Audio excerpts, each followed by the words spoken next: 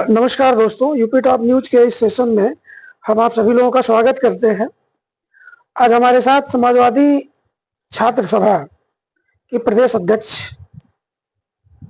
श्री विनीत कुशवाहा जी मौजूद हैं। विनीत जी युवा हैं और युवाओं के बारे में कहा जाता है कि युवा वो होता है जिसके हृदय में जुनून होता है, दिमाग में जोश होता है, भुजाओं में ताकत होती है, पैरों में गति होती है।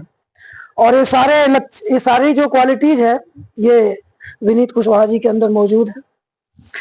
विनीत कुशवाहा जी हमारे बीच मौजूद हैं, तो हम चलते हैं। और सबसे पहले तो आपका इस चैनल में बहुत बहुत स्वागत है। बहुत धन्यवाद आपका। कुशवाहा जी, इस सेशन में कुछ बिंदुओं पे हम आपसे चर्चा करेंगे, तो हम शुरुआत करते हैं। सबसे पहले यूपी टॉप न्यूज के दर्शकों को आप अपने प्रारंभिक जीवन, पढ़ाई लिखाई और फिर राजनीति में कैसे आए, कहां से मन बना, इसके बारे में हमारे दर्शकों को बताएं। देखिए 2009 में मेरा एडमिशन जो है आगरा विश्वविद्यालय में हुआ, यूपीटीयू के माध्यम से। उस समय मैं वहाँ बीटेक करने पहुँचा और विश्वविद्यालय में जब पहुँचा, पढ़ाई की समस्या थी, वहाँ मार्कशीट की समस्या थी, बहुत ऐसी समस्याएं थी जिससे विश्वविद्यालय जूझ रहा था। किसी न किसी को उसको लेकर बात रखनी थी, कोई ना कोई प्रतिनिधित्व करने वाला चाहिए था कि जो उन चीज़ों को सुधार सके। तो उस समय मैंने अपने कैंपस की, अपने बीटेक के छात्रों के लिए एक छोटी सी लड़ाई की मुहिम छेड़ी, जिसमें लगातार हमें समर्थन मिला, छात्रों का समर्थन मिला, विश्वविद्यालय में पढ़ने वाले नौजवानों का समर्थन मिला। धीरे धीरे मैं वहाँ पर एक्टिव हुआ और फिर 2009 में मैं समाजवादी पार्टी के छात्र सभा के इकाई से जुड़ा और इकाई में रहते हुए लगातार हमने आंदोलन किए छात्रों के लिए, और वहां से हमारी राजनीति की शुरुआत हुई। और फिर 2012 में जब समाजवादी पार्टी की सरकार बनी, उत्तर प्रदेश के मुख्यमंत्री के रूप में आदरणीय अखिलेश यादव जी ने शपथ लिया और उन्होंने शपथ लेते ही छात्र संघ के चुनाव का पूरे उत्तर प्रदेश में छात्र संघ को बहाल करने का काम किया। तब मुझे भी मौका मिला वहां आगरा विश्वविद्यालय में छात्र संघ का चुनाव लड़ने का। उस समय समाजवादी पार्टी के बैनर तले हमने चुनाव लड़ा और छात्र संघ का महामंत्री निर्वाचित हुआ और बहुत बढ़िया वोटों से मैं चुनाव जीता। वहां के हमारे पढ़ने वाले नौजवानों ने बहुत समर्थन किया, जिसकी वजह से मैं धीरे धीरे छात्र राजनीति में अपनी कदम रखा। उसके बाद समाजवादी पार्टी के राष्ट्रीय अध्यक्ष जो उस समय मुख्यमंत्री थे आदरणीय अखिलेश यादव जी ने दोबारा मुझे चुनाव कराने को भेजा और कहा कि एक बार और चुनाव करा के आओ विश्वविद्यालय के अंदर। तब मैं वहां पहुंचा और विश्वविद्यालय में नौजवान अपने समाजवादी छात्र सभा के पैनल से, यही आजमगढ़ के रहने वाले रविशंकर यादव और आलोक दुबे कानपुर के रहने वाले, उनको मैंने चुनाव लड़ाया। और आगरा के इतिहास में पहली बार मैंने छात्र संघ का अध्यक्ष, छात्र संघ का महामंत्री और उपाध्यक्ष से लेके लगभग सारी सीटों पर समाजवादी छात्र सभा का परचम लहराया। वहां से फिर धीरे धीरे मेरी राजनीति की शुरुआत हुई। तब आदरणीय अखिलेश यादव जी ने मुझे यूथ ब्रिगेड में प्रदेश का सचिव बनाया। उसके बाद फिर उन्होंने मुझे प्रदेश युवजन सभा का प्रदेश सचिव बनाया, यूथ विंग का। फिर उसके बाद उन्होंने राष्ट्रीय उपाध्यक्ष समाजवादी लोहिया वाहिनी बनाया और आज 2022 के बाद हमें 2023 में 26 जुलाई को आदरणीय अखिलेश यादव जी ने प्रदेश अध्यक्ष समाजवादी छात्र सभा का बनाकर और मुझे राजनीति से जोड़ने का काम किया। एक सवाल, समाजवादी पार्टी ही आपने क्यों चुना? आपके पास भाजपा, कांग्रेस, बसपा? नहीं, ये ठीक बात है कि आपने बहुत सही बात पूछा कि मेरे पास ऑप्शन थे, कुछ तो अच्छाई जरूर दिखाई। मेरे पास ऑप्शन थे कि मैं कहीं भी जुड़ सकता था जी। लेकिन समाजवादी पार्टी के राष्ट्रीय अध्यक्ष जो उस समय सांसद थे, जब मैं समाजवादी पार्टी से जुड़ा, उनकी नीति, उनके बात करने की शैली और एक अपनापन जो समाजवादी पार्टी में मुझे दिखा, और खासकर नेताजी के बारे में कहा जाता है कि नेताजी ने गरीब परिवार के नौजवानों को छात्र राजनीति से जोड़ा और वही नहीं, छात्र राजनीति से जोड़ते सीधे उन्हें एक सदन में भेजने का काम किया। वहां पर उन्होंने, नेताजी ने बहुत से गरीब परिवार के नौजवानों को आज सदन में विधायक और एमपी एमएलए बनाकर और उनको अपने समाज का नेतृत्व करने, अपने युवाओं का नेतृत्व करने, अपने क्षेत्र का नेतृत्व करने का योग्य बनाया। तो इसलिए मेरी रुचि जो है समाजवादी पार्टी के साथ रही और समाजवादी पार्टी ने हमेशा विकास की राजनीति की, डेवलपमेंट की राजनीति की, भाईचारे की राजनीति की। भारतीय जनता पार्टी में मुझे देखने को मिला कि शुरुआत से ही वो एक नफरत, जो एक कम्युनिटी के खिलाफ, एक समुदाय के खिलाफ, वो हमेशा शुरू से ही उनका जो प्रथम चरण है वहीं से वो सिखाते हैं। तो मुझे लगा कि अगर मैं छात्र जीवन में हूँ और छात्र जीवन में कभी आप नहीं देखें, ना तो वहां जाति है ना तो वहां धर्म है, वहां सिर्फ एक चीज है कि सब आपस में छात्र हैं और सब मिलजुल कर रहते हैं। इसलिए मुझे समाजवादी पार्टी से जुड़ा और मुझे लगा और समाजवादी पार्टी की नीति अच्छी लगी, इसलिए मैंने समाजवादी पार्टी ज्वाइन की। यानी आप ये कहना चाहते हैं कि भारतीय जनता पार्टी, आपका जो इशारा था वो कहीं ना कहीं भाजपा की तरफ जा रहा था, कि भारतीय जनता पार्टी धर्म और अन्य जो मुद्दे हैं, धर्म पर आधारित राजनीति करती है, यही आप कहना चाहते हैं? देखिए, राजनीति में जो लोग आते हैं सबके मन में एक इच्छा होती है कि हम मंत्री बने, विधायक बने, सांसद बने। अभी जो हालिया घटनाक्रम हुआ है उसमें बहुत से नेता दल भी बदले, एक दल छोड़ के दूसरे दल में गए, दूसरे दल में उनको उचित स्थान नहीं मिला तो फिर दूसरे दल में आए। तो क्या इस तरह की राजनीति आपके भी मन में है कि अगर हमको आने वाले समय में हम ऐसे ही रह जाए, केवल पदों पर ही रह जाए, हमको सांसद या विधायक बनने का मौका न मिले तो क्या आप दूसरे दलों को चुनना पसंद करेंगे, या पूर्ण रूप से समाजवादी पार्टी के प्रति समर्पित है पूरी जिंदगी के लिए? नहीं, बहुत बढ़िया सवाल आपने किया जी। मेरा दल बदलने का कोई इरादा नहीं है जी। शुरू से मेरे पिताजी ने मुझे एक बात सिखाई कि गुरु एक होना चाहिए, नेता एक होना चाहिए और पिता एक होना चाहिए। जी जी जी, बहुत सही बात। तो मैं शुरू से अपने पिताजी के मैं देखता रहा हूँ, पिताजी के कामों को, पिताजी के बातों को सुनता रहा हूँ। पिताजी ने हमेशा ऐसा संस्कार दिए।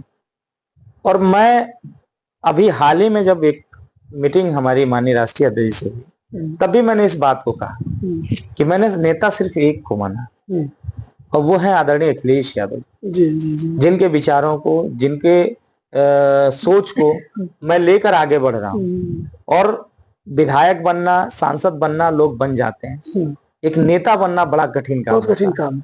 जो नेता बनता है वो लगभग वो निरंतर जिंदा रहता है, वो जहां भी होता है। हमारे नेताजी आप देखो जी, वो नेताजी के नाम से जाने के, वो वाकई में नेता है और आज सबके दिलों में जिंदा है। अगर आप पक्ष की बात करो, विपक्ष की बात करो तो आदरणीय मुलायम सिंह यादव जी की बात हर कोई करता है जी, उनके कामों की तारीफ करता है जी। दल वो लोग बदलते हैं जिनके पास ना तो नीति होती है ना तो नियत होती है।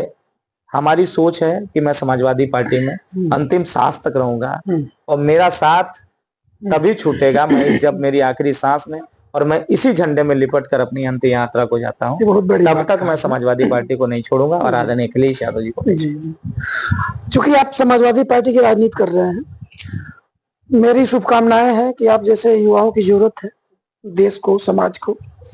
अगर आपको जनता का प्रतिनिधित्व करने का मौका मिला, विधानसभा या लोकसभा या कहीं भी जाने का मौका मिला, तो आप किन मुद्दों को उठाने का काम करेंगे? अभी जहां भी आपको, किसी भी सदन में अगर आपको भेजा जाए, तो अभी मैं अपने आपके क्षेत्र की बात कर रहा हूँ कि अभी इस क्षेत्र में कौन कौन सी दिक्कतें हैं, कौन कौन सी परेशानियां हैं जिन पर आप अपनी आवाज को मुखर करेंगे?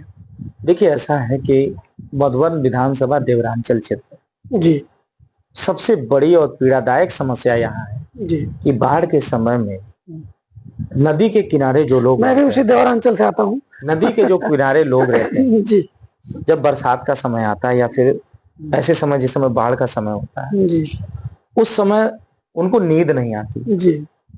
मुझे याद है कि जब बिंटोलिया गांव खत्म हुआ था जी, एक एक दिन में 150 घर बह गए थे नदी में जी।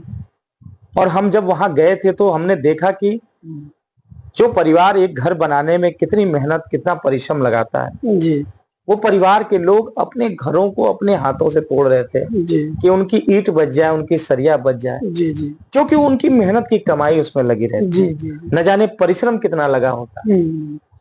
और तब भी जब ये बात हुई थी, उस समय ये घटना हुई थी, तब भी मैं समाजवादी पार्टी के राष्ट्रीय अध्यक्ष माननीय अखिलेश यादव जी से जी एक प्रतिनिधि मंडल लेकर आया था यहाँ पर जी, इस देवरांचल क्षेत्र को दिखाया था। तो अगर मुझे प्रतिनिधित्व करने का अगर मधुबन की जनता देती है मौका जी, तो सबसे पहले इस समस्या का निदान करना जी सर्वप्रथम। अगर मधुबन में देखा जाए तो सबसे बड़ा कष्ट और सबसे पीड़ादायक ये है जिससे बाढ़ के समय में जी, वहां के लोग जी। जीवन जीने में अस्त व्यस्त हो जाते हैं, जी। न जाने उनका परिवार चला जाता है उस जी, नदी जी। में, उनका परिश्रम चला जाता है नदी में। जी, जी। तो सबसे पहला जी, कि जी। मैं उस बाढ़ से कैसे निजात दिला पाऊं, जी, जी, जी। उसके लिए पूरा प्रयास करने का काम करूंगा। जी। दूसरा, जो नौजवान है हमारे क्षेत्र का, जी। आज नौजवानों के पास कुछ है नहीं। पूरे उत्तर प्रदेश की मैं बात करूं, जी, जी।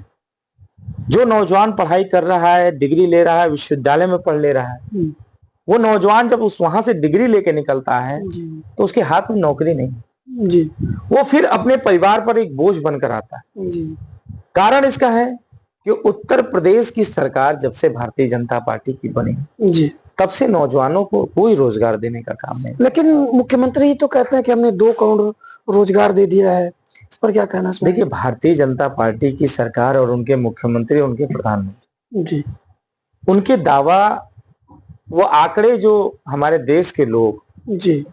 केवल सोच भी नहीं सकते कि वो किन आंकड़ों की बात करते हैं। जी।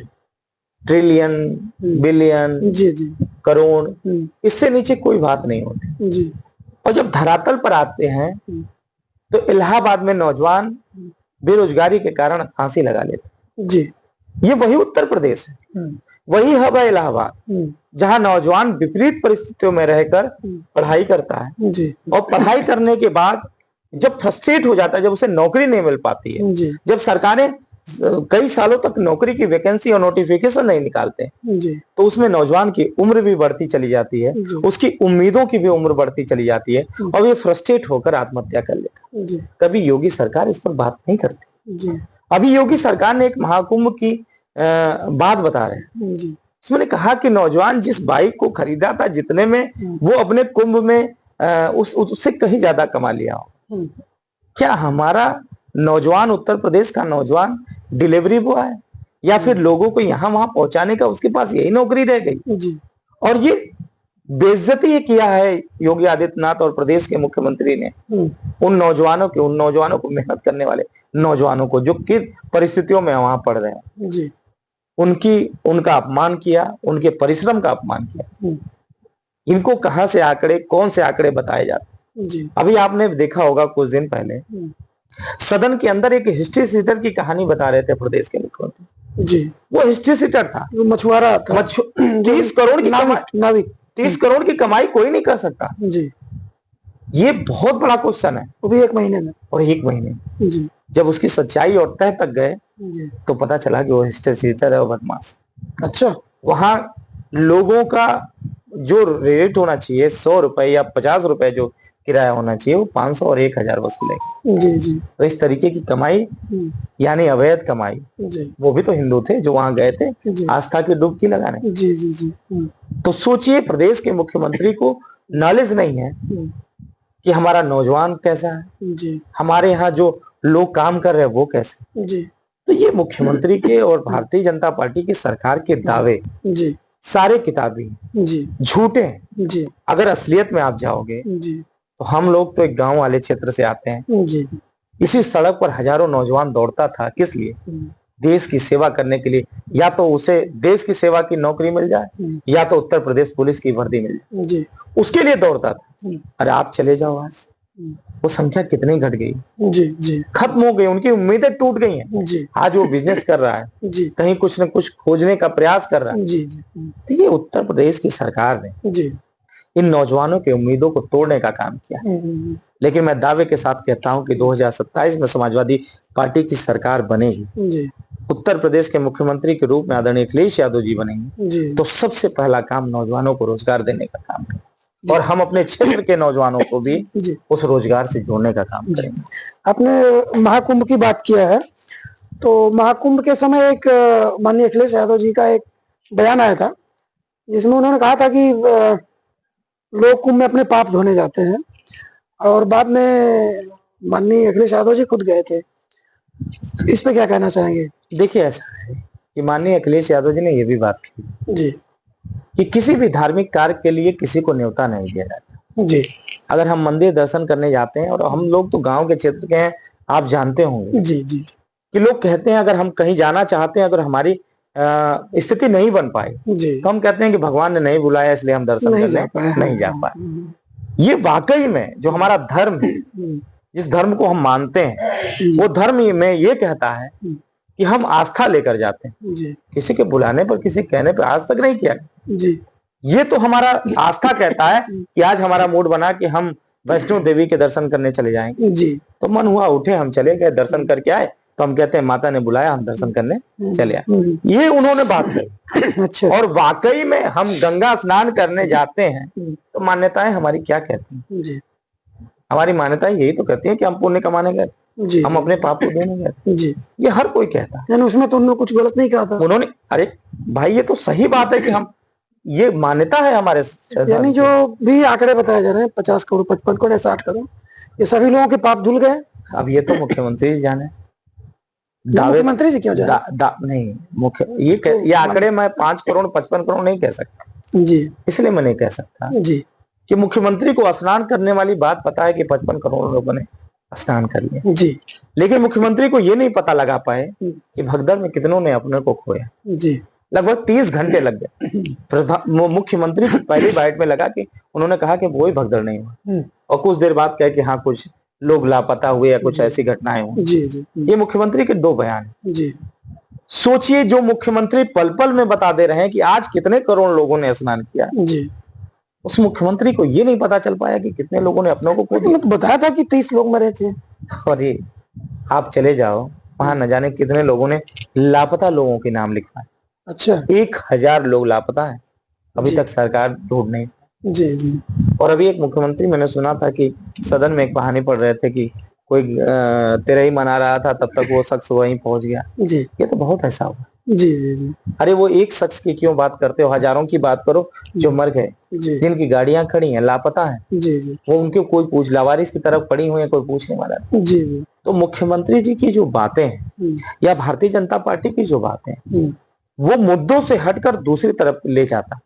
अच्छा, लेकिन इस देश का नौजवान जी, अपने मुद्दों पर बात चाहता है। जी, ये देश का नौजवान अपने शिक्षा पर बात चाहता है। इस देश का नौजवान स्वास्थ्य पर बात चाहता है। जी, इस देश का नौजवान अपनी तरक्की पर बात चाहता है, जी जी, जो भारतीय जनता पार्टी कभी नहीं करती। समाजवादी पार्टी पे एक आरोप हमेशा से लगता आया है, अब कुछ ज्यादा आरोप लग रहा है कि समाजवादी पार्टी केवल एक धर्म विशेष की बात करती है, तो इस पे क्या आपका विचार है? देखिए, ये वो लोग करते हैं जिन्हें नफरत की राजनीति करनी है। जी, विनीत कुशवाहा ओबीसी से आते हैं जी, और हिंदू धर्म के। जी, हो सकता है कि भारतीय जनता पार्टी वाले न माने, जी, लेकिन सबसे बड़ा इतिहास मौर्य शासन काल का रहा है। जी, ये अखंड भारत हुआ करता था। जी, इतिहास के पन्नों में भारतीय जनता पार्टी के लोग जा रहे हैं, जी, इतिहास के पन्नों में जो मौर्य शासन काल छिपा हुआ, वो अखंड भारत था। जी, अफगानिस्तान से लेकर म्यांमार, बर्मा, सब सब भारत का हिस्सा हुआ करता था। जी, और आज तो न जाने किन किन लोगों ने भारत को लूटने का काम किया।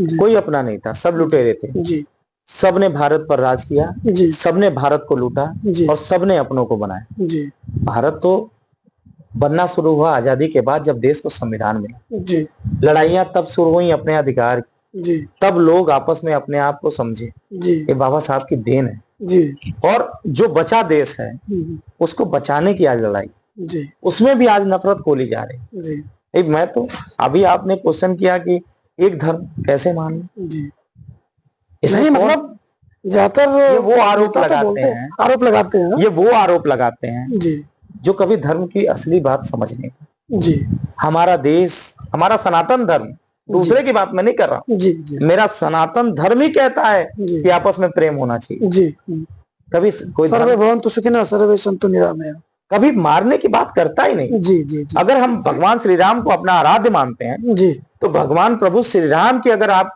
उस पूरे जीवन काल को आप देखिए, तो उन्होंने सिर्फ भलाई किया है। जी, जी, जी, सिर्फ और सिर्फ भला किया है। जी, अगर ये भारतीय जनता पार्टी के लोग मान लेते, रास्ता प्रेम से निकलता है, हाँ, लड़ाई से रास्ता नहीं, जी, लड़ाई से विवाद पैदा होता, जी, जी, परिवार खत्म हो जाते। जी, तो भारतीय जनता पार्टी नफरत की राजनीति करती है, जी, और समाजवादी पार्टी इस नफरत को खत्म करने की राजनीति करती है। जी, इसलिए समाजवादी पार्टी पे आरोप लगता है जी। कि समाजवादी पार्टी एक धर्म की राजनीति। बात धर्म की हो रही है, तो एक धार्मिक मुद्दा संभल का है। संभल में क्या कुछ हुआ, क्या चल रहा है, इसके बारे में थोड़ा 2 शब्द दर्शकों को बताएं। देखिए, संभल की जो घटना है वो प्रायोजित करता है। अच्छा, आप अभी कोर्ट का जजमेंट अगर आपके पास कुछ आ जाए जी। तो मुझे लगता है उसके सर्वे करने के लिए अधिकारियों को 3 साल लग जाए। लेकिन संभल में उधर कोर्ट ने फैसला दिया कि इधर सर्वे शुरू हो गया। जी। ठीक है, कोर्ट का आदेश, पहला सर्वे हुआ, सर्वे हो गया, चले आए, दोबारा आप गए, कोई सर्वे करने जाएगा तो नारे लगाएगा। नारे किस लिए लगाए जा रहे थे? कौन नारा लगा रहा था? नारे जो लोग गए थे सर्वे करने, जो उनको लेके गए, नाम बताए। ये नाम भारतीय जनता पार्टी के कार्यकर्ताओं ने सर्वे कराने गए थे। यानी कोर्ट ने भारतीय जनता पार्टी के कार्यकर्ताओं को बोला था सर्वे करना। अब यही तो कोर्ट को पूछना चाहिए जी कि जब आप सर्वे करने जा रहे हो, वीडियो है जी, कोई बात कहीं से छिपी हुई नहीं है, वो वीडियो है कि आप नारा लगाते सर्वे करने जा रहे, यानी अगर दूसरा व्यक्ति वहां खड़ा है तो उसे कैसे भड़काया जाए, उस पे उन्होंने सर्वे करने गए। अच्छा। ठीक है, दोबारा भी सर्वे कर लिया आपने जी। अब तिबारा आपने उसमें सारी चीजें बंद करने चले गए जी। यानी कोर्ट से पहले ही फैसला देने का काम वहां प्रशासन के लोगों ने कर दिया। अच्छा। अनुज चौधरी जी, ये बहुत चर्चित नाम है, सीओ संभल जी। पता है क्यों वो कर रहे हैं? जी, उन्हें भी राज्यसभा जाना होगा, राज्यसभा जाना होगा श्योर। अच्छा। वो सोच रहे होंगे कि हम एक पार्टी के लिए काम करेंगे तो जैसे कुछ लोगों को राज्यसभा मिला है, नाम बता दीजिएगा। अरे कई जज हैं, रंजन गोगोई कहाँ चले गए जी, तो पद से हटते ही तुरंत उनको इनाम दे दिया गया जी राज्यसभा। तो हमको लगता है अनुज चौधरी भी सोच रहे हैं कि कहीं राज्यसभा एमएलसी मिल जाएगा तो हम भी अपना काम जीवन भर के चलाते रहे। लेकिन होना ऐसा नहीं है जी।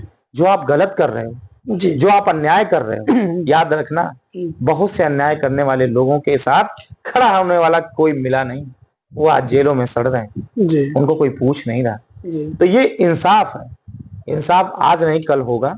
जी, आप किसी को मत भड़काइए, आपको जो बात है आप तथ्यात्मक जिस तरीके से बात होनी चाहिए आप सोचो। राम मंदिर का मुद्दा, जी, राम मंदिर का मुद्दा वो भी फैसला हुआ कोर्ट के तहत, लड़के ले लिए क्या, ये झगड़े से मिला जी, वो भी तो कोर्ट से हुआ। जी, तथ्यात्मक बातें रखी गई, जी, कोर्ट ने तथ्यात्मक बातें सुनी, जी। उसके बाद उन्होंने फैसला। लेकिन कोर्ट तक बात को ले जाने वाले यही लोग हैं ना, कौन? भारतीय जनता पार्टी के लोग, ले जाने वाले विश्व हिंदू परिषद के लोग, दंगा कराने वाले लोग।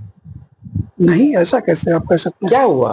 अच्छा ये बताओ कि एक बड़ी बिल्डिंग खत्म हो गई, उसके ईंटें तक नहीं मिले, जी, ये ऐसे ही हो गया एक दिन, बाबरी मस्जिद की बात कर रहे हैं, एक ही दिन में हो गया ये, बिना दंगे के हो गया। अगर आपके घर पे रखी हुई ईंट अगर एक दिन में गायब हो जाए तो आप क्या करोगे? कहोगे कि भगवान लेके चले गए। जी, यानी वो दंगे की बात, जी, वो अपराध है। जी, हमेशा हमने, हमारी पार्टी ने, हमारे दल ने, जी, समाजवादी पार्टी ने जी, हमेशा कोर्ट पर विश्वास, जी। न्यायपालिका पर विश्वास रखा। भाजपा भी तो कोर्ट पर विश्वास रख रही है। कोर्ट पर, वही तो मैं कह रहा हूँ। जी, कौन सी कोर्ट? जो भी फैसले हो रहे हैं तो कोर्ट के आदेश से। फैसले कौन? एक हमको फैसला दिखा दीजिए जिसने कोर्ट ने कहा है कि बुलडोजर से इसके घर गिरा दो, एक फैसला आप दिखा दो। जी, एक फैसला अगर आप दिखा देंगे जी, तो आप जो कहेंगे हम वो मान जाएंगे। जी। दिखा सकते हैं कि कहीं कोर्ट ने कहा ये फैसला दिया हो कि इनके घर बुलडोजर से गिरा दो? यानी ये भारतीय जनता पार्टी जी, सिर्फ दहशत और नफरत की राजनीति कर। जी, जी, मैं अभी भी कह रहा हूँ कि संभल की चीजें, जी, आप संभल में जो बात है कोर्ट में अपने तथ्यात्मक पेश करिए, वो भी तथ्य। क्या दूसरे पार्टी को, दूसरे पक्ष को सुना गया? जी, दूसरे पक्ष को भी तो सुनना चाहिए। अगर कहीं विवाद होता है किसी भी जमीनी विवाद में, जी, तो सबसे पहले क्या होता है, दूसरे दोनों पक्ष को सुना जाता है, जी, उसके बाद अपना फैसला दिया जाता है। जी, ये है कि नहीं? तो यही होता रहा है कि अगर आप न्यायालय पे विश्वास रखते हो, आप भरोसा रखते हो, जी, तो आप अपने से फैसला नहीं कर सकते, जी, कोर्ट पे फैसला करिए और कोर्ट जो है वो सारी बातों को सुनने के बाद जी। फैसला सही देगा। ये हम समाजवादियों को भरोसा है। मुख्यमंत्री आदित्यनाथ जी जब से बने हैं तब से उत्तर प्रदेश में क्राइम रेट घटा है कि बढ़ा है? क्राइम रेट बढ़ा है, लेकिन तमाम लोग तो कहते हैं कि क्राइम रेट में बहुत कमी आ गई है, कुछ लोग तो कह रहे हैं कि 80% गिरावट आ गई है। आप बता दो इस मऊ की घटना, इस मऊ की घटना में बता जी, एक बैटरी चोरी में 2 युवक को पकड़ा गया, जी, एक युवक को थाने के अंदर मारा गया, वो मर गया। जी, याद है कि अभी बोला नहीं? जी, बलिया में एक चौहान की बेटी को अभी मार के लटका दिया। जी, कुछ दिन पहले आजमगढ़ में 2 मौर्य परिवार के दंपति को उठाया गया, उनकी हत्या कर दी गई। जी, जी, ये अपराध है। जी, जी, यही शुभम, बगल में शुभम मौर्य एक लड़का था उसरी चट्टी का, जी उसकी हत्या कर दी गई। जी जी उसके बगल में आप जाएंगे जी सगड़ी क्षेत्र में लाट घाट के पास एक मौर्य दंपति की, जी मौर्य की हत्या कर दी गई। जी आप क्राइम रेट उठाकर देखो, जी आज चेन स्नैचिंग, इसी इर्द गिर्द में, ज्यादा दूर की बात नहीं करूंगा, जी पूरे प्रदेश की बात करने लगूंगा तो बड़ी लिस्ट है जी जो भारतीय जनता पार्टी के समय में हुई है। जी यहाँ चोरी की घटना है, जी उठाइए ना, कितनी चोरियां हो चुकी। जी एक समय तो ऐसा दौर था जिसमें हर अल्टरनेट डे पे चोरी हो रही थी। जी ये अपराध की श्रेणी में आता है। जी हत्या जो पूजा चौहान की हुई है, जी पेड़ के ऊपर बांध कर लटका दिया गया, जी हाथ बंधे हुए हैं, और भारतीय जनता पार्टी कहती है, उसके प्रशासनिक लोग कहते हैं कि आत्महत्या है। जी ये सोचो, ये अपराध की श्रेणी में आता है ना। जी तो भारतीय जनता पार्टी की सरकार में सबसे ज्यादा अपराध बढ़ा है।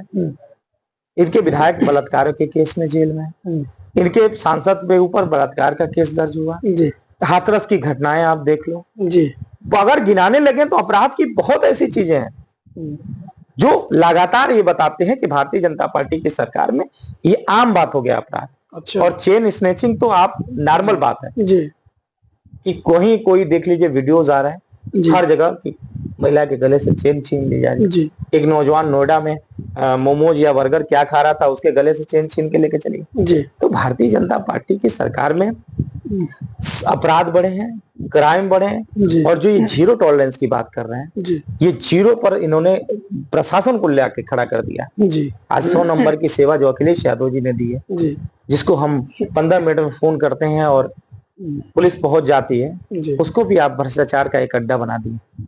वो कैसे?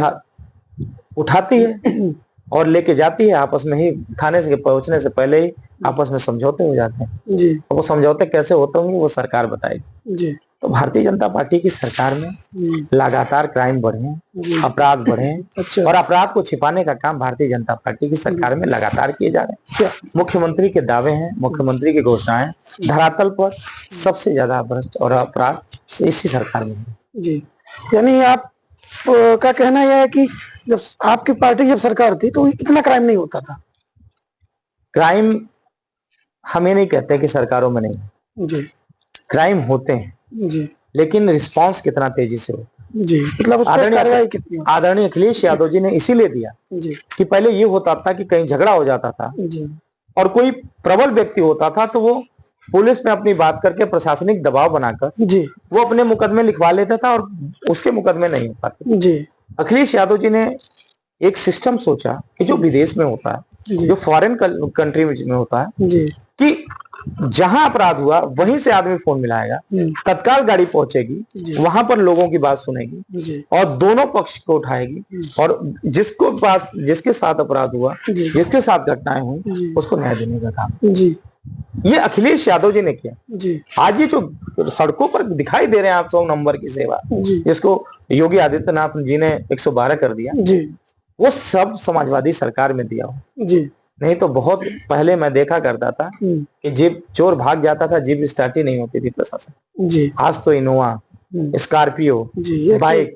अच्छी महंगी ये सब अखिलेश यादव जी की गाड़ी नीति द्वारा और समाजवादी सरकार की नीति द्वारा। जी तो जो व्यवस्थाएं हम क्राइम को रोकने के लिए क्या क्या कर रहे हैं, जी ये मायने रखता है कि हम जी क्राइम होना ये आम बात है जी कि क्राइम हो जाता है, जी क्राइम गुस्से में हो जाता है, जी कभी क्राइम किसी और तरीके से हो जाता है, जी लेकिन उसके बाद हमारा रिस्पांस सिस्टम कितना होता है जी कि हम उसको रोकने के लिए हम क्या नीति बनाते हैं, जी उसके लिए हमको वो देखना होता है। जी जी तो ये पता चलता है कि समाजवादी सरकार ने जो उनको रोकने का काम व्यवस्थाएं बनाई, जी आदरणीय अखिलेश यादव जी ने 100 नंबर की सेवा दी। जी महिलाओं के साथ अपराध अगर होता है तो वो 10-90 की सेवा थी, जी उसमें महिला की आइडेंटिटी को छिपाकर और उसको न्याय देने का काम किया जाता था, जी अपराधियों को पकड़ने का काम किया जाता। तो ये सब समाजवादी सरकार में और समाजवादी पार्टी ने निरंतर इस प्रदेश की उन्नति और विकास के लिए काम किया। लेकिन भारतीय जनता पार्टी के नेता तो लोग कह रहे हैं कि 8 साल बेमिसाल एकदम हमने ऐसा काम पिछले 8 सालों में किया है जो इससे पूर्ववर्ती सरकारों ने कभी नहीं किया या सोचा नहीं। इसके बारे में क्या कहेंगे? देखिए 8 साल बेमिसाल जी, उसी पर मैं बात कर रहा हूँ। जी प्रदेश के एक बहुत अच्छे मंत्री हैं जी जिनका ऊपर से हाथ है। जी हमें लगता है दिल्ली वालों ने हाथ रखा है। जी वो प्रदेश में मंत्री हैं जी। वो अपनी नीति को गिरा रहे थे 8 साल की बेमिसाल की। तो उनका नाम भी बताते चलो। ए के शर्मा जी, ए के शर्मा जी ऊर्जा विभाग के मंत्री हैं जी। और 8 साल बेमिसाल अपनी गवर्नमेंट की उपलब्धियों को गिना रहे थे जी। ऊर्जा विभाग वालों ने ही उनकी सभा में लाइट काट दिया, कट गई, काट दिया। अच्छा, एक कट कैसे गई? मंत्री मौजूद हो, उसी विभाग का मंत्री हो, उसका गृह जनपद हो जी, और उसकी सभा में लाइट कट जाए। लेकिन उनको बर्खास्त कर दिया ना, सस्पेंड कर दिया। यही उपलब्धि तो है जी। अब बर्खास्त करना न करना वो अलग बात जी। उसके बाद तो कार्यवाही करेंगे जी। अब कह रहे हैं कि जो ट्रांसफार्मर कहीं फूका तो हम अधिकारी को फूक देंगे। अच्छा, ये बयान आप देते रह जाओ जी, लेकिन जो आपकी वास्तविकता थी जी, वो आपके अधिकारियों ने आपसे बताया जी, जी, कि आप जो 8 सालों में काम किया है जी, वही आपकी उपलब्धि उन्होंने दिखाया जी। कि आप ही की सभा में आपके विभाग वालों ने लाइट जी, काट दी। जी, तो यही इनकी उपलब्धि है। जी, उत्तर प्रदेश के मुख्यमंत्री आगरे जिले में मौजूद हो जी, और 40-50 चिंटू और उनको प्रशासन लाचार हो गया, रोक नहीं पाई। एक राज्यसभा सांसद के घर पर हमला हो गया जी। तो बताओ उत्तर प्रदेश के लोग कैसे सुरक्षित होंगे? अपने राज्यसभा सांसद की चर्चा कर दिया तो उन्होंने अभी तो एक बड़ी क्या बोलेंगे, एक ऐसी टिप्पणी कर दिया था राणा सांगा के ऊपर। देखिए ऐसा है, उनको ऐसी टिप्पणी करनी चाहिए या नहीं करनी चाहिए थी? देखिए मैं एक बात बताऊं आपको जी, कि राज्यसभा के अंदर जो बात उठी जी, बहुत दिनों से अकबर, बाबर, हुमायूं, औरंगजेब चल रहा था। ये चल रहा था। जी, तो एक लाइन, एक बात, एक शब्द उन्होंने कहा। जी, उन्होंने भी इतिहास पढ़ा होगा, कहीं ना कहीं उनको भी तो पता चला होगा। जी, हम तो ऐसा कह नहीं सकते। जी, अगर हमको कोई बात अगर पता चलती है जी, तो तभी तो हम उसको बात को कहेंगे कि अगर हम इतिहास के बारे में जानते हैं। हमने तो देखा नहीं, जी, हम तो इतिहास के पन्नों से ही इतिहास को जाने, जी, जी, अलग से कोई इतिहास तो लिख नहीं सकते। जी, जी, उन्होंने सदन में बात करी, जी, सदन में बात उठी तो भारतीय जनता पार्टी को सदन में उस पर बहस चलनी चाहिए थी, जी, रखना चाहिए था। जी, उनके लोग स्टडी करके आते, जी, इतिहास के पन्ने को पलटते, जी। एक दिन पूरा इतिहास पर ही चल जाता। जी, लेकिन इसका क्या मतलब कि आप किसी के घर पे हमला कर दोगे, जी, किसी को मारने लगोगे? जी, तो फिर क्यों नहीं मारते ये दिनेश शर्मा को जिन्होंने सीता माँ को टेस्ट ट्यूब में भी बोला था? जी, क्यों नहीं मारा इन्होंने? जी, क्यों नरेश अग्रवाल जो इनके दल में आ गए, जी, जब दूसरे दल में थे तो इन्होंने न जाने क्या क्या बोला था, जी, रम में राम बरसे जी। और पता नहीं बिस्की में हनुमान। जी, हाँ, क्यों नहीं मारते? जी, क्योंकि इनका एक क्राइटेरिया है जी, कि जब तक कोई दलित और ओबीसी नहीं बोलेगा जी, तब तक ये हमला नहीं करते। जी, ये करणी सेना के लोग जी, कभी अत्याचार पर लड़ते हुए दिखाई दिए, जी, कभी रोजगार पर लड़ते हुए दिखाई दिए, जी, कभी हो रहे महंगाई पर लड़ते हुए दिखाई दिए। जी, ये क्यों आ गए राणा संगा पे बात जी, करें? जी, अगर जोड़ते हो, अपने समाज से जोड़ते हो तो पहले देखो। कहते हो छत्तीस समाज लड़ता है अन्याय के खिलाफ, जी, इस उत्तर प्रदेश में अन्याय कर रही है योगी सरकार, लड़ो उसके खिलाफ। तुम्हारे हिंदू नेता की हत्या हो गई लखनऊ के अंदर, तुम बोल तक नहीं पाए। जी, तो ये भारतीय जनता पार्टी और उनके जो दो चार चिंटू हैं, जी, ये सिर्फ तब बोलते हैं जब सही बात कोई बात रख दी जाती है। जी, आज सदन के अंदर अगर बात हो रही है तो सदन के अंदर ही उस बात को खत्म करो, जी, बहस छोड़ो उसी सदन में। जी, एक दिन इतिहास पर रख लो।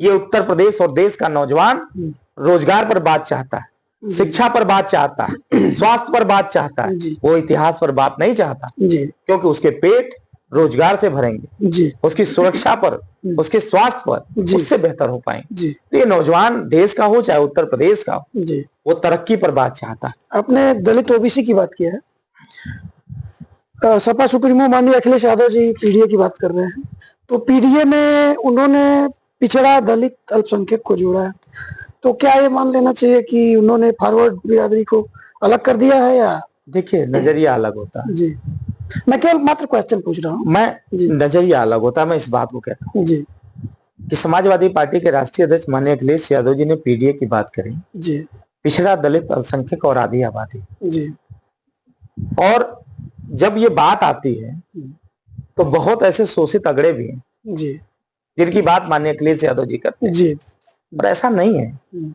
यही इसी जनपद में, जिस जनपद में हम बैठे हैं, यहाँ का सांसद समाजवादी पार्टी से राजीव राय, जी, इसके बगल में आप चले जाओ बलिया, बलिया से सांसद सनातन पांडे जी वो किस कैटेगरी में आते जी, विधायक सुधाकर सिंह जी भी हैं। आप देखो ना, जी समाजवादी पार्टी एक विचारधारा, एक नीति है। जी हर कोई अपनी नीति पे राजनीति करता है जी हाँ और समाजवादी पार्टी पीडीए की बात करती है, पिछड़ा दलित अल्पसंख्यक जो शोषित है।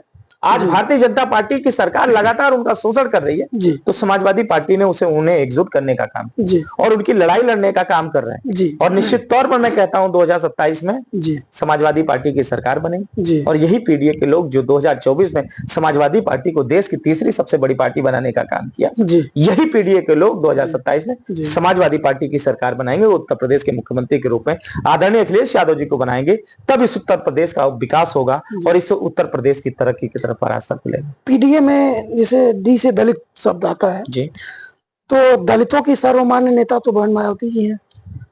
तो क्या आपको लगता है कि बहन मायावती को छोड़ करके दलित वोटर सपा की तरफ जाएगा? देखिए बहन जी अब अपने मूवमेंट को बेच चुकी। अच्छा जो मान्यवर काशीराम जी का मूवमेंट था, जी हमें याद है जब हम छोटे रहते थे तो मान्यवर काशीराम जी की बात जी और माननीय नेताजी, दो ऐसे नेता थे जी जिन्होंने अन्याय के खिलाफ, शोषण के खिलाफ, वंचित के खिलाफ लड़ाई लड़ी। जी समाजवादी पार्टी और बहुजन समाज पार्टी मिलकर लड़ी, जी भारतीय जनता पार्टी को हराया, नफरत को हराया। जी फिर अलग हुए तो अलग अलग अपनी अपनी सरकारें बनाई। जी हमेशा अन्याय के खिलाफ इन दोनों नेता ने लड़े जी और इन दोनों पार्टियों का गठन भी यही हुआ जी कि हम इन पीढ़ी के लोगों की बात, हक और हकूक की बात करेंगे। जी लेकिन पिछले कुछ दिनों में जो हमें दिखाई दे रहा है जी। और स्वयं जिस बिरादरी के नेता बहन जी अपने आप को मानती हैं, दलित बिरादरी, उनके समाज के लोग भी आज कह रहे हैं जी कि अगर उत्तर प्रदेश में उनके न्याय की लड़ाई कोई लड़ सकता है जी तो समाजवादी पार्टी के नेता माननीय अखिलेश यादव जी लड़ सकते हैं, जी। दूसरा कोई नहीं लड़ सकता। तो इसलिए लगातार दलित समाज के लोग आज समाजवादी पार्टी के साथ आ रहे हैं और समाजवादी पार्टी को मजबूत करने का काम कर रहे हैं। जी क्योंकि आज देखो रामजी लाल सुमन की बात, वो भी समाजवादी पार्टी से सांसद है लेकिन आते हैं दलित समाज से। जी आज उन्हें भद्दी भद्दी गालियां दी जा रही, जी उन्हें अपशब्द कहे जा रहे हैं एक मिनट, उनके। लेकिन बात अगर दलित की करें तो बहन मायावती जी के ऊपर भी एक बार अटैक हो चुका है। देखिए मैं अभी उसी बात को मैं कहने वाला जी कि इन जिन बातों को आप कह रहे हैं, बहन जी ने प्रेस में पढ़ा था जी और जब समाजवादी पार्टी और बहुजन समाज पार्टी का गठबंधन हुआ था जी तो उन्होंने स्वयं माना था जी कि अखिलेश यादव जी की गलती नहीं, जी इसमें बात नेताजी की कर रहा हूँ, गेस्ट हाउस कांड की बात कर रहा हूँ। मैं बता रहा हूं उसको भी। जी उस समय जो परिस्थितियां रही, जी उस समय जो घटनाक्रम हुए, यही भारतीय जनता पार्टी जी एक दलित के लिए लड़ाई लड़ते थे। जी कहते थे कि बहन जी के साथ ये हो गया, दलित समाज से आती है, जी यही ये जितने आज बोल रहे हैं। जी लेकिन वो केस वापस लेने का काम बहन जी ने 2019 में किया जी और उन्होंने माना, वो आज चाहे वो जहां से ऑपरेट हो रही हो, जी लेकिन उन्होंने इच्छा से अपने कहा, जी इच्छा से केस वापस लिया जी और कहा कि नहीं ठीक है, उस समय की जो बातें हैं उन्हें खत्म करते हुए एक नए रास्ते पर हम चलते। जी लेकिन ये जो भारतीय जनता पार्टी के लोग उस समय बहन जी के साथ खड़े हुए थे, जी। आज रामजी लाल सुमन के साथ क्यों नहीं खड़े हुए? जी यानी जैसा देश वैसा भेष। जी ये भारतीय जनता पार्टी की नीति है जी कि जब अपने पे बात आती है तो फिर वो भूल जाते हैं कि कौन दलित, कौन पिछड़ा, कौन अल्पसंख्यक। जी जी वो किसी को नहीं मानते। जी अरे मैं तो ये कह रहा हूं कि हिंदू नेता की हत्या हो गई भारतीय जनता पार्टी की सरकार बनने के दौरान, कुछ दिनों बाद। कुछ दिनों बाद। जी वो भी तो ब्राह्मण था, जी क्या मिला उसे? कौन लोग जेल गए? जी क्या न्याय करती है? जी और उसके 17 गनर को हटाने का काम इसी योगी सरकार ने किया। जी समाजवादी सरकार में उसे 17 गनर दिए गए थे। जी उठाकर देखिए क्यों सुरक्षा करती थी समाजवादी पार्टी? जी जी क्योंकि जो बात करता है, जो न्याय की लड़ाई लड़ता है, जी जी उसके खिलाफ षड्यंत्र होते हैं, जी जी लेकिन उन्हें बचाने का काम सरकार हमेशा करती है। जी तो ये दुर्भाग्यपूर्ण नहीं है कि जिस प्रदेश का मुख्यमंत्री जिस जिले में मौजूद हो, उस जिलों में 50-100 लोग जाकर किसी सांसद के ऊपर हमला कर दें। अरे सदन में बात शुरू हुई तो सदन में खत्म करो, चर्चा कर लो इतिहास पर, उठा लो जितने इतिहासकार हैं, कर लो चर्चा, खत्म करो। ना तो बाबर का खानदान जिंदा है, ना तो हुमायूं का खानदान जिंदा है, ना तो औरंगजेब का खानदान जिंदा है, ना तो और लोगों के खानदान जिंदा है तो इस देश की। यहाँ हिंदू, मुस्लिम, सिख, ईसाई जो अपने लिए बात करते हैं। अगर आपकी तबीयत खराब हो गई तो आप हॉस्पिटल भागोगे, आप राणा सांगा को नहीं याद करोगे कि भैया आओ मेरी मदद करो, तब आप डॉक्टर की खोज करोगे। तो आपको क्या चाहिए? बेसिक नीड्स क्या है? कि हम देश में अच्छा स्वास्थ्य व्यवस्था लाएं, अच्छी शिक्षा व्यवस्था लाएं। अगर आपका हमारा बेटा होगा तो हम उसे शिक्षा बेहतर देने का क्या प्रयास करेंगे? उन्हें कहाँ भेजेंगे, किस जगह भेजेंगे? तो शिक्षा मजबूत होनी चाहिए, उन्हें रोजगार मजबूत होने चाहिए। इस पर कोई बात नहीं करता। हम तो कहते हैं सदन में शुरू हुई बात को सदन में खत्म करना चाहिए था। इस तरीके से सांसद के ऊपर हमला नहीं करना चाहिए था। ये बेहद दुर्भाग्यपूर्ण है और ये मुख्यमंत्री के इशारे पर हुआ। मुख्यमंत्री न चाहते तो ये हमला ना होता। अच्छा, बहन मायावती जी से संबंधित एक सवाल और आपसे करना चाहेंगे।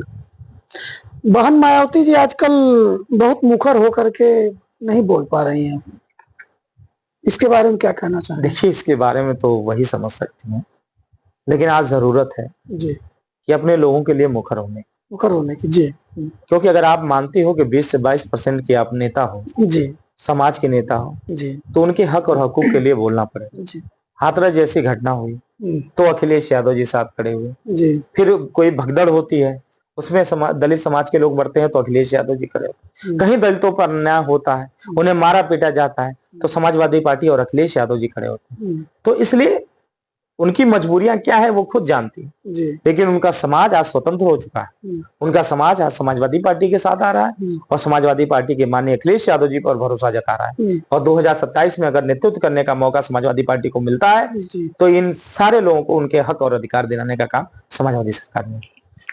2012 में माननीय अखिलेश यादव जी मुख्यमंत्री बने, लेकिन उसके बाद लगातार चुनाव हारे हैं। 17 हुआ, 22 हुआ, 14 में भी अब काफी मतलब कम सीटें आई। इसके बारे में आखिरकार कमी कहाँ रह गई? देखिए, कोई भी अगर कहीं भी हार होती है, जी चाहे किसी खेल में हो, चाहे किसी राजनीतिक प्लेटफॉर्म पे हो या कहीं भी हो, जी तो कुछ ना कुछ कमियां होती हैं। जी बिना कमियों के कोई नहीं हारता। जी एक अच्छा प्रदर्शन करता है जी तो वो जीतता है, जी दूसरा थोड़ा बहुत कमी रह देता है जी तो वो डिफीट हो जाता है, हारता है। जी समाजवादी पार्टियों में कुछ कमियां रही होंगी जी जिसकी वजह से हम चुनाव हारे, जी लेकिन लगातार समाजवादी पार्टी ने स्टडी किया। जी लगातार समाजवादी पार्टी के राष्ट्रीय अध्यक्ष माननीय अखिलेश यादव जी बहुत विपरीत परिस्थितियां उनके साथ आई जी। मुख्यमंत्री के बनने के बाद, जी लेकिन वो निरंतर हर परिस्थिति से लड़ते हुए जी लगातार स्टडी किया उन्होंने जी और समाजवादी पार्टी को एक ऐसे मुकाम पर आज खड़ा किया जी कि देश की तीसरी सबसे बड़ी पार्टी बनी। जी आप सोचो, 37 सांसद जी अकेले समाजवादी पार्टी, जी ये बहुत बड़ी बात है। जी और भारतीय जनता पार्टी अगर जबरदस्ती न करती तो मुझे लगता है ये आंकड़े 50 के ऊपर होते। जबरदस्ती मतलब? जैसे फर्रुखाबाद, मैं वहां का प्रभारी था जी पूरे चुनाव को शुरू से लेके 8 महीने से मैं वहीं रहा। एक एक बूथ, एक एक सेक्टर, एक एक जोन मैंने देखे। जी वहां की जनता से मैं मिला, वहां के लोगों का रुझान समाजवादी पार्टी के पक्ष में था। सोचिए, 4 लाख 5 लाख वोट मिला, 3 घंटे काउंटिंग रोकी गई, आंसू गैस के गोले छोड़े गए, जी लाठियों से मारा गया, लाइटों को काटा गया जी और प्रत्याशी को 3 घंटे तक उसे अपडेट नहीं दी गई। जी क्या कारण था कि वो 3 घंटे क्या कर रहे थे? जी एक मिनट, जैसा कि आपने कहा कि वहां पर प्रशासन जबरदस्ती कर रहा था, तो आखिरकार प्रशासन अगर इतना जबरदस्ती कर रहा था फिर भी आप 37 सीटें लेकर आए।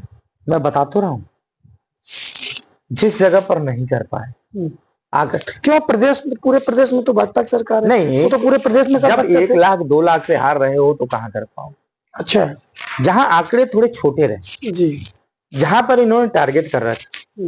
अब्बास गांव की सीट आपके हमारे बगल की सीट है ना, जी यहाँ तो जीता हुआ चुनाव साफ है जी कि जीता हुआ चुनाव प्रशासन ने देर करके लेट करके हरा दिया। जी वहां भी फर्रुखाबाद में लेट किया। जी जो 3 बजे तक काउंटिंग, 2 बजे तक काउंटिंग 80% को हो चुकी थी। तो उस समय चुनाव आयोग क्या कर रहा था? चुनाव यही तो है जी कि सबसे बड़ा सवालिया निशान खड़ा होता है जी कि चुनाव आयोग को सबसे पहले इन चीजों पर खड़ा होना चाहिए कि हम अगर एक एटोनॉमस बॉडी है तो स्वतंत्र रूप से हम काम करें। जी आज वो बंधे हुए हैं। अगर हम शिकायत करते हैं जी तो हमारी शिकायतों को नहीं सुना जाता। जी प्रदेश के मुख्यमंत्री, आप सोचो, मिल्कीपुर का चुनाव, जी वहां अधिकारी उठकर वोट डाल रहे हैं। जी जो जिन्हें पीठासीन बनाया गया उनको वोट के वोट डालना है। जी वहां पर पीडीए के अधिकारियों को हटा दिया गया, उनके पीडीए के अधिकारियों को हटा दिया गया, जी अपनी मानसिकता के अधिकारी लाए गए, उन्हें वहां ट्रेंड किए गए। जी 1 लाख के समथिंग वोट फर्जी डाले गए जो मौजूद नहीं थे मिल्कीपुर में। जी तो इस तरीके का चुनाव आयोग को इस पर रोक लगानी चाहिए।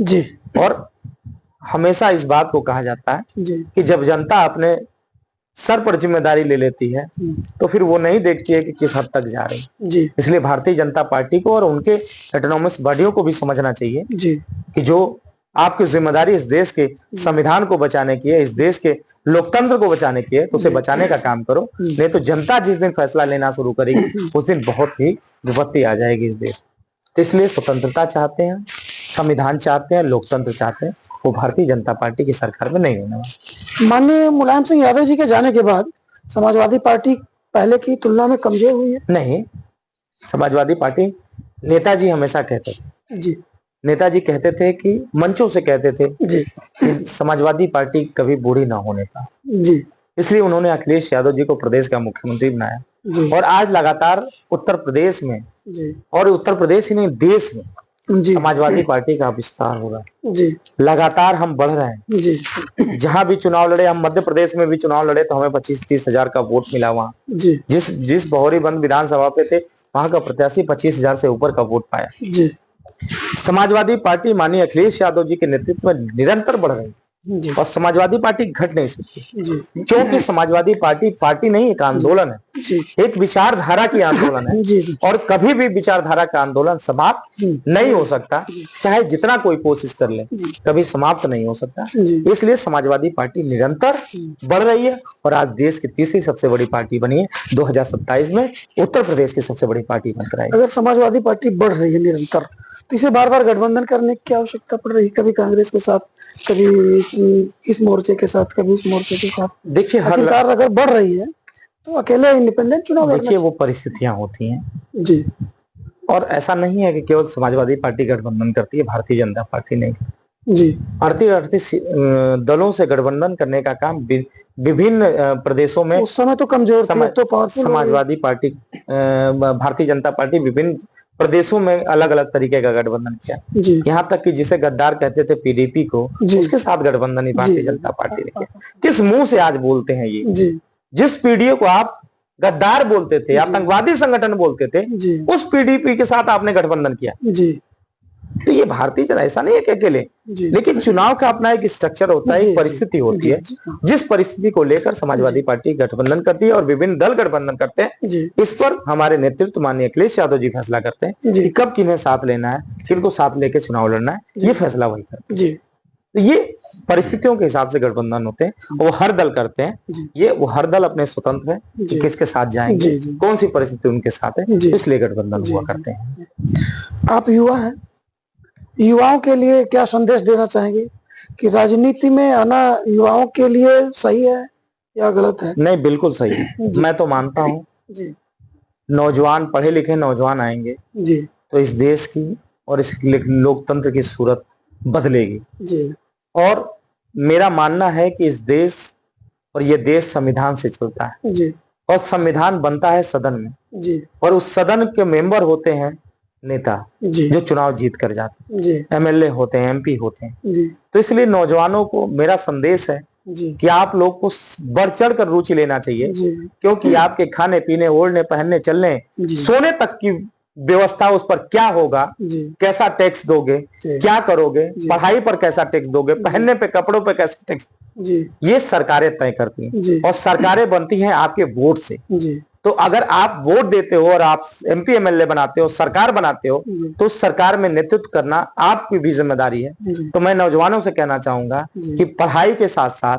जी। इस राजनीति में भी अपने ध्यान को लगाओ जी। और नेतृत्व करने आओ। जी। जब आप नेतृत्व करने आओगे, पढ़ा लिखा नौजवान नेतृत्व करने आएगा, जी। तो इस देश की और इस प्रदेश की सूरत बदलने का काम है। जी तो ये थे समाजवादी छात्र सभा के प्रदेश अध्यक्ष इंजीनियर विनीत कुशवाहा जी। आपने इस चर्चा में सम्मिलित होकर के काफी कुछ मुद्दों पे चर्चा किया और साथ ही साथ आपने युवाओं को राजनीति में आने के लिए प्रेरित किया। वास्तव में देखा जाए तो राजनीति में पढ़े लिखे और अच्छी छवि के लोगों की सख्त जरूरत है, क्योंकि इस समय का जो माहौल चल रहा है उसमें ऐसे लोगों की और खास तौर से पढ़े लिखे युवाओं की काफी जरूरत है। तभी राजनीति में जो स्वच्छता होनी चाहिए, जो पारदर्शिता होनी चाहिए, वो आ पाएगी। इसके लिए हम सभी लोगों को प्रयास करना चाहिए। अब हम इस सेशन को क्लोज करते हैं, बंद करते हैं और फिर अगले वीडियो में फिर कभी किसी अन्य के साथ मिलेंगे। तब तक के लिए नमस्कार। बहुत धन्यवाद।